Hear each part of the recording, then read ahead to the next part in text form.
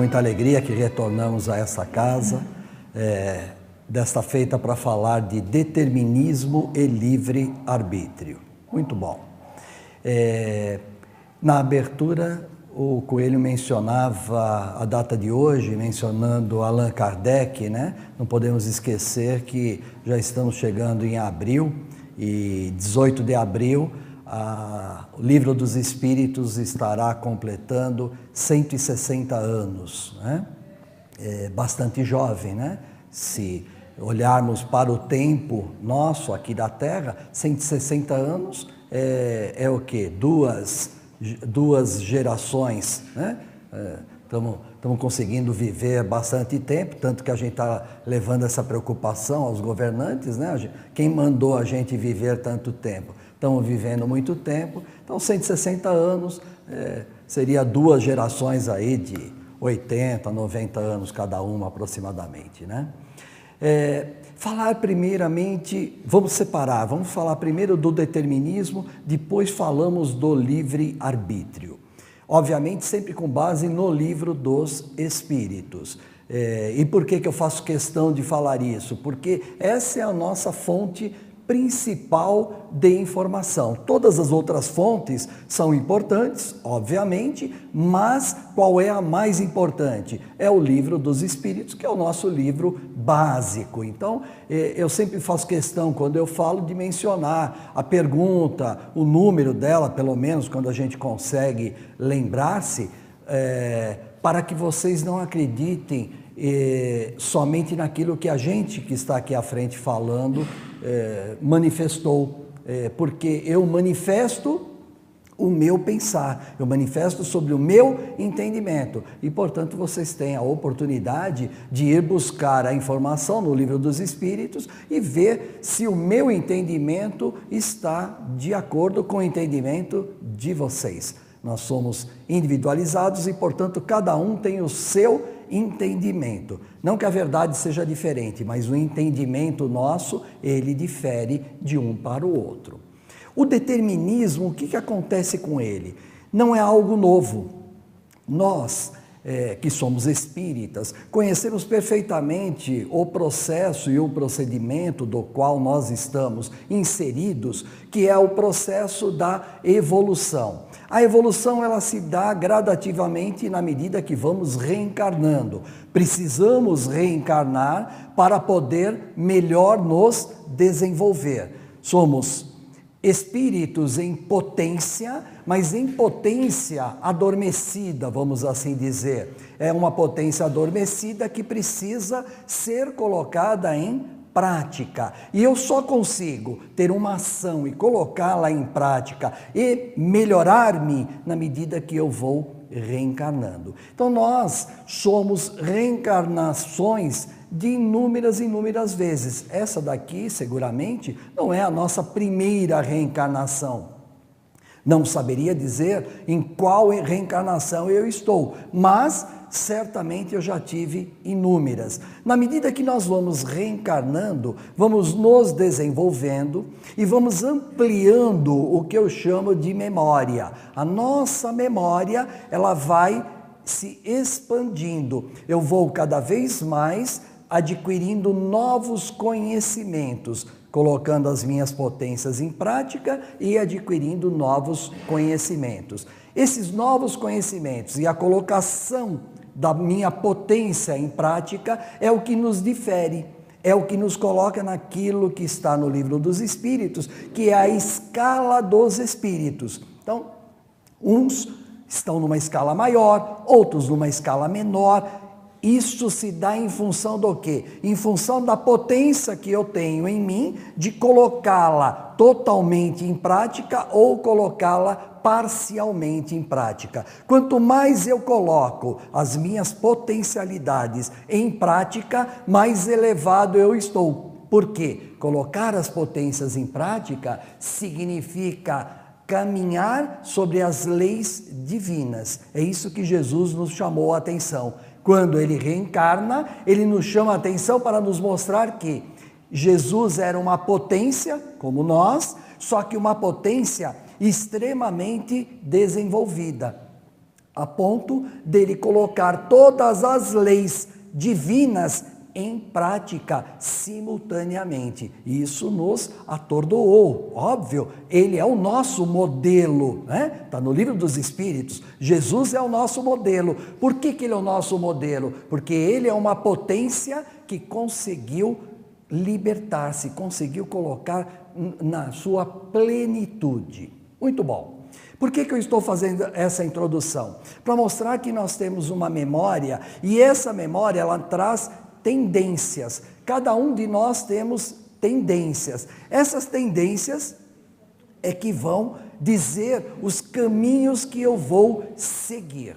Essas tendências eu angariei ao longo das minhas encarnações. Tivéssemos nós reencarnado lá atrás, antes de Cristo, 2000 anos antes de Cristo, o que nós teríamos em mente? Nós teríamos em mente que o nosso destino estava traçado pelos deuses. Talvez a gente pensasse assim, os deuses traçaram o meu destino. Ou quem sabe, as irmãs moiras teciam o destino dos homens, ou o destino dos deuses, e determinavam o caminho. Na medida que eu pensava assim, 2000 anos antes da reencarnação de Jesus, na medida que eu penso assim, eu, de certa forma, me acomodo. Por que eu me acomodo? Ora, se são as irmãs que estão tecendo o meu destino, eu não preciso fazer grande esforço. O destino já está traçado, portanto, vai acontecer naturalmente. Mas Deus não joga dados conosco, não brinca conosco. As coisas vêm na hora certa, no momento certo. As coisas vêm chegando na hora que nós estamos preparados para uma melhor compreensão. Se nós reencarnamos e não temos um preparo para compreender o que nos é dado do ponto de vista conhecimento, de nada valeria reencarnar. Então as coisas elas vêm chegando a esse planeta Terra na medida que nós vamos nos desenvolvendo. Então passamos essa fase, felizmente, aí vem uma outra fase, mais ou menos 300 anos, 400 anos antes ainda de Cristo. Certamente reencarnamos também naquela época. E aqueles homens daquela época, o que eles faziam? Eles começaram a mostrar que o destino não era traçado por ninguém. O homem era a medida de todas as coisas. Essa é uma frase de Protágoras. O homem é a medida de todas as coisas. O que ele queria dizer com isso? Ele queria dizer que o homem traça o seu destino. O homem tem a capacidade de criar o seu destino. Veja, Protágoras era um sofista, ele era politeísta, ele nem pensava em Deus único, absolutamente nada disso. Mas ele começou a nos dar uma ideia de romper com esse pensamento de tudo está previamente determinado. Passou essa fase dele, aí entramos numa fase de ouro, que é a fase Sócrates, Platão e Aristóteles. É uma sequência onde esses homens vêm o quê? Confirmar o que Protágoras disse da maneira deles, quando eles vêm dizer que o destino do homem é traçado pela sua liberdade e pelo seu conhecimento. Os três falaram a mesma coisa. Lembre-se que Kardec cita tanto Sócrates como Platão no Evangelho segundo o Espiritismo. Nem todos gostam de ler, eu gosto de ler a introdução, eu leio até aquela dobra do livro, imagina a introdução, eu gosto de ler. Então, na introdução, não começou ainda o Evangelho, na introdução, Kardec menciona Sócrates e Platão como precursores da doutrina espírita. Não é à toa que ele menciona isso. Por quê? Porque Sócrates e Platão citam coisas 300 anos antes de Cristo, muito antes da chegada da doutrina, eles citam coisas relativas ao espiritismo, sem serem espíritas. Eles eram politeístas naquela época, acreditavam em deuses, mas sobre o destino está previamente determinado, eles eram contrários. Eles diziam que nós determinávamos o nosso destino, conhecendo e tendo liberdade. Isso foi maravilhoso. Passou a fase deles, é uma fase importante, é uma fase que, digamos que são sementes que foram lançadas aqui no planeta Terra para a chegada de quem? Para a chegada de Jesus. Nós melhoramos um pouquinho, chega Jesus. E aí chega Jesus, nossa, uma revolução. Jesus vem falar em paternidade. Olha o que ele vem falar em paternidade, em falar em fraternidade entre nós. Vem dizer que nós somos irmãos e que temos que amar o próximo. Então, Jesus vem trazer inúmeros conceitos que nós ainda estamos tentando entendê-lo, mas a terra já estava preparada para poder ele chegar, trazer a sua mensagem. Trouxe a sua mensagem, entendemos mais ou menos e já em seguida começamos a distorcer. Começamos a criar caminhos, criar opções. Na medida que nós fomos criando caminhos e opções, aí foi se formando novamente a ideia do determinismo. Olha a ideia do determinismo, eu estou falando agora na Idade Média, como ela vem recair nos dias de hoje, pelo menos na minha vida veio recair. A minha formação não é espírita, a minha formação é católica.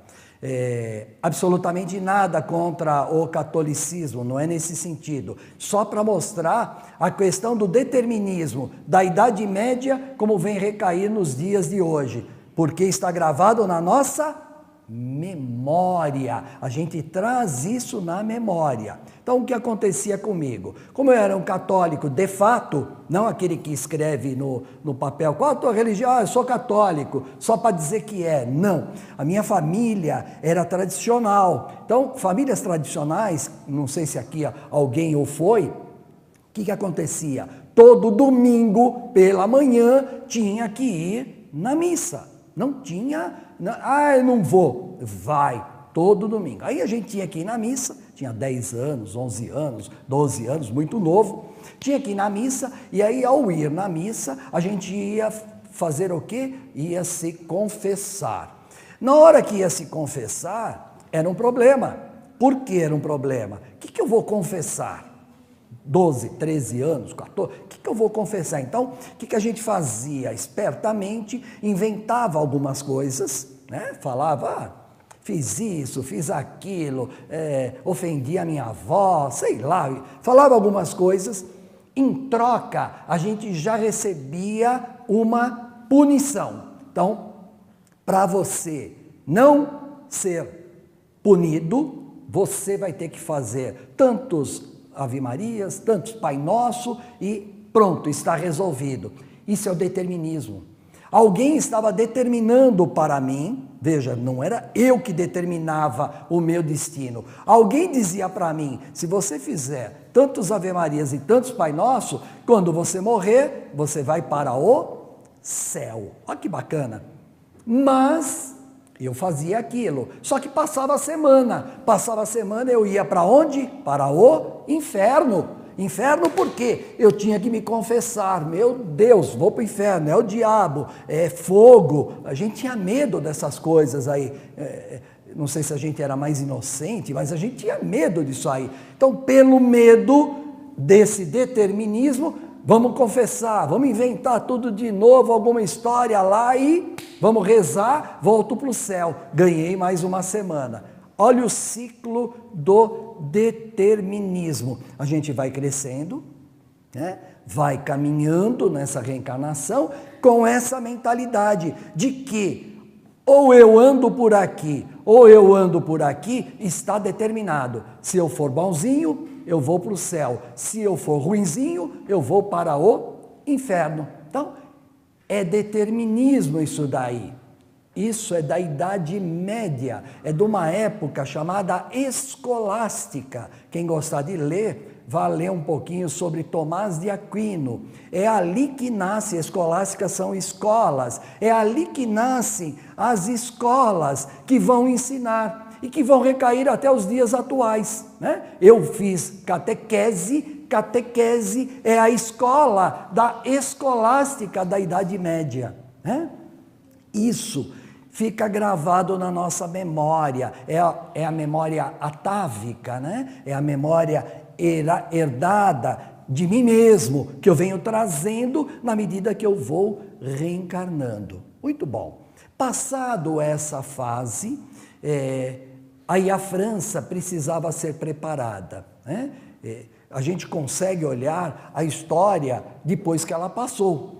Eu não sei o que vai acontecer para frente, mas depois que ela passou, a gente olha para a história e fala, olha como Deus faz as coisas certas no momento oportuno, momento que estamos preparados. Passado essa fase, vem o rompimento com essa fase. Quem que vem romper? René Descartes. Aonde? Na França. Preparando a França para receber quem? Allan Kardec. Pouco mais para frente, mas para receber Allan Kardec. Mais ou menos o que eu falei, Sócrates, Platão, preparando para a chegada de Jesus, né? Descartes vem e diz, não, o destino não é traçado por ninguém. Ninguém pode determinar o meu destino. Eu penso, eu tenho liberdade de pensar. Eu posso até duvidar, era isso que ele dizia. Eu posso duvidar de tudo, duvidar até que eu esteja vivo. Mas eu não vou conseguir duvidar que eu estou pensando. Porque mesmo pensar na dúvida, eu continuo pensando. Né? Eu não paro de pensar, aí eu duvido que eu esteja vivo. Tá bom, você duvida que esteja vivo, mas você está pensando que duvida. Portanto, se eu penso, eu existo. Essa é a famosa frase dele, esse é o motivo. Ele é o filósofo racional da dúvida. Ele dizia que nós temos que duvidar de tudo, mas duvidar e pensar racionalmente. Ele rompe então com esse pensamento. A partir dele, o que acontece? Inúmeros pensadores vão surgindo, pensando com a razão, com a racionalidade, preparando o terreno para a chegada da doutrina espírita. Aí chega a doutrina espírita, 1857, e nos traz o livro dos, plural, espíritos superiores. Plural por quê? Porque não é de uma pessoa. Fosse o livro do Eduardo, seria a minha opinião. É dos espíritos superiores. Portanto, eles estão na nossa linha hierárquica muito mais elevado do que nós e, portanto, não é a opinião de um, mas sim uma opinião de inúmeros. Deixa de ser opinião, passa a ser uma verdade. Aí o livro dos Espíritos vem e rompe definitivamente com a questão do determinismo. Mas ele me diz o seguinte, o determinismo não é uma palavra que existe por um acaso, ela existe e tem sentido. Então o que não existe é o determinismo absoluto, mas o determinismo relativo existe. Aonde eu vou descobrir isso? Livro dos Espíritos, a partir da questão 258.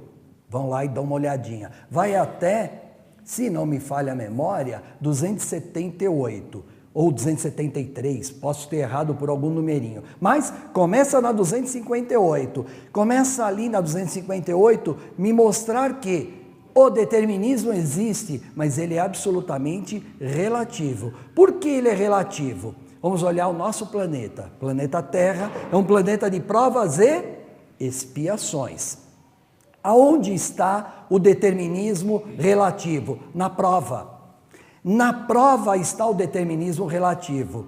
Vamos voltar ao conceito da reencarnação. Nós, espíritos, estamos na erraticidade, no plano espiritual, preparando-nos para reencarnar. Quando vamos nos preparar para uma próxima encarnação, definimos o gênero da nossa prova. Isso está determinado. Definimos o gênero da prova. Definimos como vai ser a nossa morte. Definimos o início, definimos o final. Nós definimos essas duas pontas. E o que vai acontecer no meio? O que vai acontecer no meio é livre-arbítrio. Se tudo que acontece entre o nascimento e a morte estivesse determinado, nós seríamos máquinas. Nós não precisávamos pensar. O espírito pensa, o espírito tem vontade e o espírito age, né? Então, ele tem essas 3 coisinhas básicas que faz com que nada esteja previamente determinado absolutamente, relativamente. Então eu escolho o gênero. Como que eu escolho o gênero? O gênero é prova. Por exemplo, digamos que eu entenda que eu preciso passar por uma prova de nascer numa família onde todos ali sejam pessoas com dependência química. Mero exemplo, hein? Ou pessoas que tenham tendências a mexer com armas de fogo, por exemplo. Então, eu defini esse gênero. Vou nascer no seio de uma família nessas condições, nesse ambiente. Muito bom. Significa que eu serei um dependente químico? Significa que eu vou nascer para ser um assassino? Para matar alguém? Não. Significa que eu tenho que passar por essa prova. Eu defini essa prova. Eu determinei essa prova para mim mesmo. Não é Deus que determina. Eu determinei para mim mesmo. Por que eu determinei essa prova? Porque eu preciso provar que eu melhorei. Mais ou menos como a escola, né? A gente está na escola, o professor não vem com a prova, eu não tenho que fazer lá as questões, eu tenho que tirar uma nota, mais ou menos igual. Só que quem é o professor? Sou eu. Quem que vai elaborar a prova? Sou eu. Então, eu vou fazer as questões para mim mesmo. Aí eu reencarno, né? Isso está determinado, reencarno e vou seguir por esse gênero. Estou lá nesse meio, vivendo nesse meio. Serei eu um dependente químico? Talvez sim, talvez não. Aí entra o livre-arbítrio. Aí começam as nossas escolhas. Eu começo a escolher. Eu vou para cá, eu vou para lá, isso eu quero, isso eu não quero. Então, o ambiente que eu estou, ele pode ser favorável a me levar por determinado caminho. Mas eu só vou por aquele caminho porque eu escolhi ir por aquele caminho. Veja como nós somos, às vezes, duros conosco mesmo. Como que nós somos duros conosco mesmo? Na hora que nós definimos a prova de ter um corpo físico que não consiga atender a tudo que o espírito gostaria de fazê-lo. Aí eu reencarno num corpo físico, por exemplo, com problemas mentais. E aí o que acontece? O espírito não consegue agir, não consegue ter toda aquela ação. Mas o espírito deixa de ser espírito? Ele tem problema? Ele não tem problema nenhum. O problema está no corpo físico. Ele continua com a sua liberdade. Ele não perdeu a liberdade. Ele continua pensando. Ele só está cerceado por ele mesmo, porque ele determinou isso, ele está cerceado por ele mesmo de ter um corpo que possa fazer coisas que talvez ele entenda que não deveria fazer nessa próxima encarnação, como uma maneira de fazer com que aquele espírito se amolde, com que aquele espírito fique mais brando. Ele para com ele mesmo. Olha que interessante, não tem o castigo, não tem o pecado, sou eu comigo mesmo, né? Tem uma frase bacana que fala mais ou menos assim, o espírito sai, desdobra-se e volta para si mesmo. Ele sai para uma encarnação, desdobra-se, as livres escolha e volta para si mesmo, quando ele retorna à pátria espiritual e olha para si mesmo e diz, o que eu fiz com a minha liberdade? Aonde eu fui? O que eu agi? Agi certo? Agi errado? Podemos ser influenciados Podemos ser influenciados pelos espíritos, lógico, pelos espíritos encarnados, né? Eu posso ser influenciado, os amigos podem me dar uma orientação, os pais podem dar uma orientação, um professor, qualquer um, ou a pessoa que eu trabalho, qualquer um pode me dar uma opinião, uma orientação. Eu vou acatar? A escolha é minha. Eu tenho a liberdade de acatar ou não acatar. O mesmo se dá quando a gente olha para os espíritos que estão na erraticidade. Os espíritos estão na erraticidade em contato conosco. Por que que eles estão em contato? Por afinidade. Eles estão próximos de nós por afinidade e sugestionam ideias para nós. Eu vou acatar? Vou acatar ou não. O que eu não posso é dizer para mim mesmo. Eu posso encarnado, quando eu chego na erraticidade, eu não consigo olhar para mim mesmo e dizer, fiz isso ou fiz aquilo porque fulano me levou por aquele caminho, ou porque eu fui influenciado por isso ou por aquilo. Isso eu não consigo fazer comigo mesmo, porque a decisão sempre será, em última instância, minha. Eu tomo a decisão, eu escolho, vou para cá, vou para lá. Não é fácil escolher. Todos os dias, amanhece, começa uma nova caminhada. Amanheceu, é um dia de novas escolhas. Todo dia eu escolho. Nós, por exemplo, esse horário aqui, nós escolhemos estar aqui, pensando, refletindo sobre liberdade, determinismo, enfim, nós escolhemos. Eu não poderia ter escolhido, e vocês poderiam, estar em casa, essa hora é a hora de jornal, se não me falha, ou novela, sei lá, mas é hora de jornal. É aquele jornal que você já sabe a notícia, o dia inteiro é a mesma notícia, à noite ele vai repetir, mas é a mesma notícia, porque nós estamos numa era que a informação é tanta, é a mesma notícia. Nós escolhemos sair de casa, escolhemos vir até aqui. Isso são escolhas que a gente vai fazendo. E essas escolhas, elas vão ter um peso, o peso é a consequência. Então, as leis, elas estão todas interligadas, não tem uma lei aqui, outra lei ali, as leis estão interligadas. Quando a gente fala de provas, eu falei questão 258 em diante. Quando a gente fala de liberdade, questão 825 em diante, é quando começa a lei da liberdade. Então, são escolhas que a gente vai fazendo, a gente vai observando que podemos mudar o curso das consequências? Podemos, claro, depende exclusivamente de nós. Ah, mas por que eu não dou sorte na minha vida? Eu faço tanto acordo com Deus, vou lá na casa lotérica, falo para Deus que se eu ganhar, eu vou fazer isso, vou fazer aquilo, e Deus parece que não quer ser meu sócio, não quer vir comigo, não acredita em mim, né? Por que isso acontece? Essas coisas acontecem porque, de alguma maneira, são reflexos, são consequências nossas mesmo.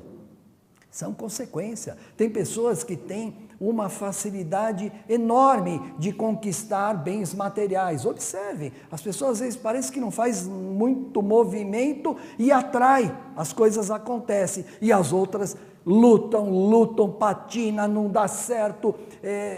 Tem pessoas que falam, nada para mim dá certo na primeira. Eu tenho que sempre ter uma segunda, uma terceira tentativa para conseguir. Por que será que acontece isso? Porque o meu espírito precisa disso, por questões de escolhas. Na medida que eu não consigo na primeira, eu tenho que insistir na segunda, na terceira, isso me faz pensar, isso me faz refletir, isso me leva a pensar melhor o caminho que eu escolhi para mim mesmo. Esse caminho é o correto? É o ideal? O que eu vou esperar no final desse caminho? Né? O final do caminho a gente não conhece, é sempre uma curva, nós não sabemos o que vem após a curva. Então eu tenho que ter muito cuidado, muita cautela. E o cuidado e a cautela estão nas leis. nas leis divinas. Quando eu penso nas leis divinas, eu vou para a moral de Jesus. Aí sim, se as minhas decisões estiverem sob o aspecto moral, certamente eu, após a curva, não terei problemas. Se não estiver, depois da curva, vem o problema. Ah, mas pode demorar. Pode demorar. Pode não ser nesta encarnação, pode vir na outra. Não tem o tempo exato, mas a consequência sempre vem, que é a lei de causa e efeito. É lei. É lei. Quem que é a causa? Sempre nós, né? Nunca o terceiro, sempre nós. As pessoas falam, está tão difícil nesse país, está tão difícil nesse país. Nós, lembre-se, nós escolhemos esse país. Na hora de reencarnar, isso foi uma escolha nossa. Nós escolhemos esse país, nós escolhemos estarmos juntos. Nós não estamos aqui, nós nos encontramos porque nós escolhemos nos encontrar. Então, isso aqui é uma família, nós nos encontramos aqui e vamos continuar nos encontrando. Lembram da fraternidade de Jesus, né? De amar ao próximo? É isso, nós definimos o nosso caminho por aí. Tem um livro que não tem nada a ver com o espiritismo, mas é legal porque o exemplo que ele fala é um exemplo parecido que eu fui encontrar no Livro dos Espíritos. Eu sempre faço assim, eu leio um monte de livro, né? Coelho é um que vive me presenteando com livros, eu pego o livro, não importa quem é o autor, não importa se é psicografado ou não, para mim pouco importa. Eu pego o livro, eu vou ler, ali eu busco algumas coisas e vou no Livro dos Espíritos. Aí eu consigo fazer uma avaliação. Esse livro me acrescenta algo ou não me acrescenta, né? Isso depende de cada um. E ele me acrescenta na medida que eu consigo encontrar uma correlação com o Livro dos Espíritos. Então é um livro que eu li chamado Ética. Baruch Spinoza escreveu esse livro. Spinoza foi um homem de família judia, a religião dele era o judaísmo, extremamente perseguido. Quem gosta de ler vai ver a vida dele, mudou de país até que foi acolhido a família dele na Holanda. Então ele é um holandês judeu, nasce na Holanda e é banido da casa que ele frequentava lá, o judaísmo. Ele é banido porque as ideias dele eram revolucionárias, não batia com as ideias das pessoas, ele é contestador. Então ele escreve esse livro para falar de Deus, para falar de ética e para falar de causa e efeito. Antes da doutrina espírita, ele vem falar. E aí ele dá um exemplo que a causa, ela tem duas vertentes. Tem a causa material e a causa espiritual. A causa material, ele dá o seguinte exemplo. Um telhado, ele tem uma inclinação para a calçada, né? Se a telha se soltar, devido à lei da gravidade, o que vai acontecer? Ele vai ao sentido do centro da Terra, vai para a calçada, né? Essa telha pode estar solta, essa telha pode ter se soltado porque ela estava presa com arame, ele coloca lá, e o arame sofreu os intempéries do tempo, chuva, calor, etc., apodreceu, soltou. Ou a madeira apodreceu devido ao tempo, soltou, enfim. Ele diz que isso é uma causa que ele chamou de causa material. Aí ele vem com a causa espiritual. A causa espiritual é a pessoa vem caminhando e ela vem por aquela calçada. Ela escolheu aquela calçada e, ao escolher aquela calçada, a telha vai se desprender, bater na cabeça dela e ela morre, né? Então, causa primeira, causa segunda. A diferença, aí eu li, trouxe para a doutrina espírita e fui achar lá uma dessas questões aí que eu sugeri vocês a ler. O exemplo que os espíritos dão é o da telha, por isso que me chamou a atenção, exatamente falando o exemplo da telha. Muito bom. Por que caiu na cabeça da pessoa a telha? Porque ela escolheu aquela calçada. Ela não podia Agora trazendo para nós aqui a liberdade, ela não podia ter optado por ficar 5 minutos a mais com a família dela? Faz tempo que ela não conversa com a família, não conversa com os filhos. Seria o suficiente para na hora que ela chegar ali, a telha já ter caído. Já aconteceu. Ela poderia ter escolhido a outra calçada. Ela não podia, hoje eu não vou a pé, hoje eu vou de carro. Ela poderia fazer inúmeras escolhas, mas ela fez a escolha de passar por aquela calçada e a telha bater na cabeça dela. Assim é a nossa vida.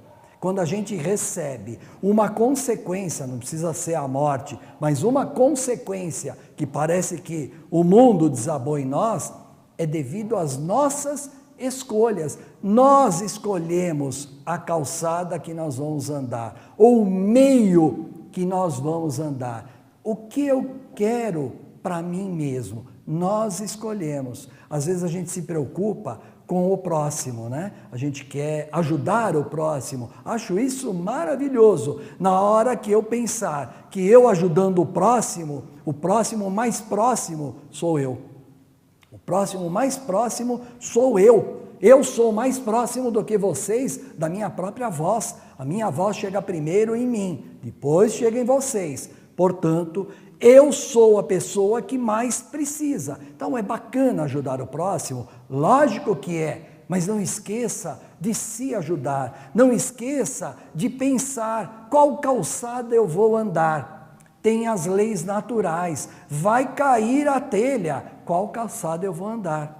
Aí o avião cai e as pessoas não entendem. Por que a pessoa perdeu a hora do voo, ficou dormindo no hotel e não estava naquele avião que caiu naquela hora, naquele minuto? Sabe por quê? Porque não estava determinado como prova daquele espírito estar ali naquele momento. É por isso, né? Mas poderia.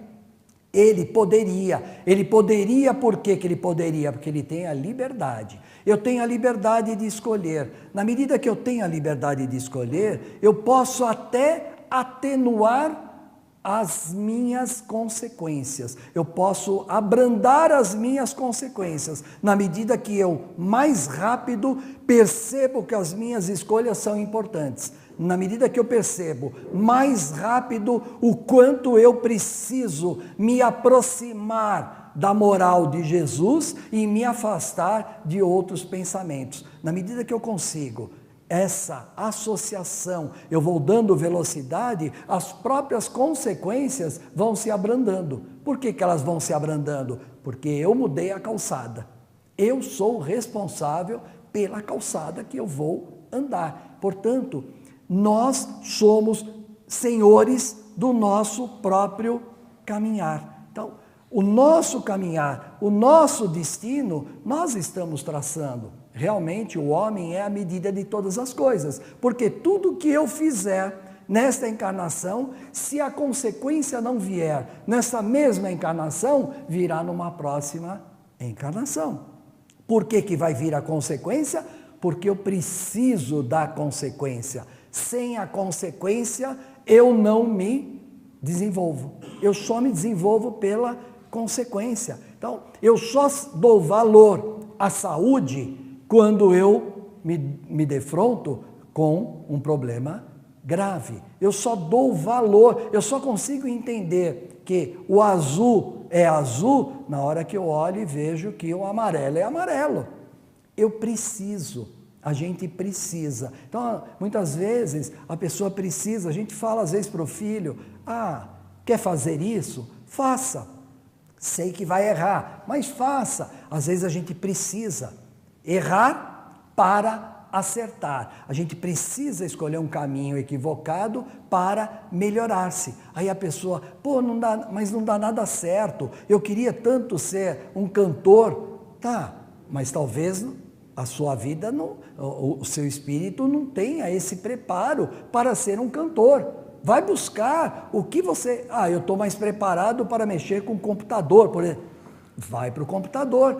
Aí ele passa a encarnação inteira tentando ser um cantor e leva uma vida frustrada. Só exemplo que eu estou dando, hein? Se tiver algum cantor aqui, pelo amor de Deus, continue, seja um cantor, é mero exemplo.